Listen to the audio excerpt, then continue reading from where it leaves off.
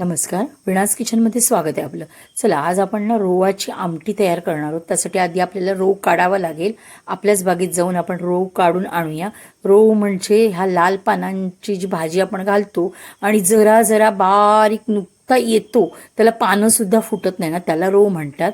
पण तो आता जरासा मोठा झाला आहे, मध्ये कुठेतरी बारीक बारीक तुम्हाला दिसेल, पण थोडा हा रोव मोठा झाला आहे. तर ह्याची मी मुळं काढून टाकणार आहे आणि अगदी जमिनीतून येतो ना त्यावेळेस आपण त्याला नुसतं असं कुपळायचं आणि मुळासहित नेऊन धुवायचं आणि त्यानंतर अक्क टाकलं तरी चालतं, चिरून रोव टाकला तरीसुद्धा चालतोय.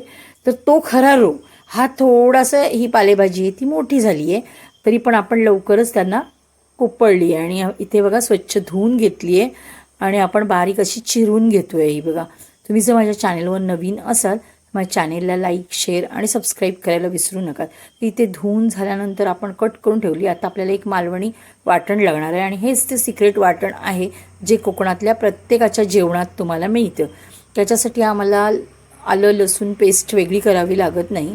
तर इथे बघा, कांद्यामध्ये मी आलं आणि लसूण टाकते आणि छान कांदा खमंग परतून घेणार. साईडसून तेल टाकलं आहे बघा, चांगला अगदी खरपूस होईपर्यंत भाजायचा आणि त्यानंतर आपण ह्याच्यात खोबरं टाकूया. ह्याच्यावर तुम्ही थोडं सुकं खोबरं टाकलं तरीसुद्धा चालतं, ओलं खोबरं टाकलं तरीसुद्धा चालतं.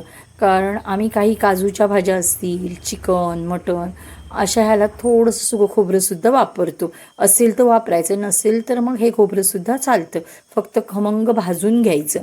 तर इथे बघा, खोबरं असं आपलं ते वाटण भाजून झालं आहे. इथे चणा डाळ घेतली आहे मी, ह्याच्या जागेवर तुम्ही चवळीसुद्धा टाकू शकता. धुवून घेतली आहे मी. इथे भाजीसुद्धा आपली धुवून कट करून झालेली आहे. ह्याच्यात थोडं पाणी टाकूया आपण आणि आपण कुकरला लावून 4 शिट्ट्या करून घेऊया.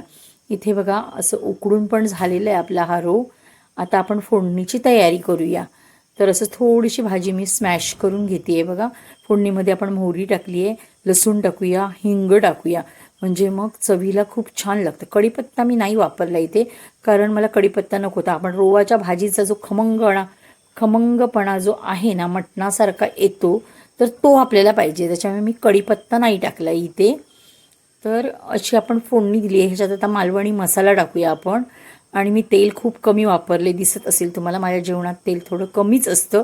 जर कधी जास्त दिसेल तर ते चुकून पडलेलं असतं.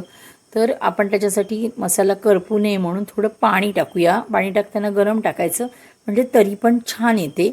तसेही मी कायम मध्ये चिकन मटण असलं तरीसुद्धा तेल कमी वापरते. आता आपण त्याच्यात वाटण टाकले. वाटण परतून झाल्यानंतर बघा, आपण उकडून घेतलं रोव आणि चणा डाळ टाकली आहे आणि छान ढवळून घेतो. घट्ट पातळसाठी पाणी टाका तुम्ही आणि इथे चवीपुरतं मी मीठ टाकते आणि 2 कोकम टाकते आणि त्यानंतर आपण डणकावून उकळी काढूया. ह्याच्यात मी कोथिंबीर पण नाही वापरणार आहे, कारण मला पूर्णपणे ह्याचा खमंगपणा अगदी तो रोवाचा असतो ना, तोच पाहिजे. त्याच्यामुळे मी इथे कोथिंबीरसुद्धा नाही वापरली आहे. तर इथे अशी आमटी आपली तयार झाली आहे. धन्यवाद.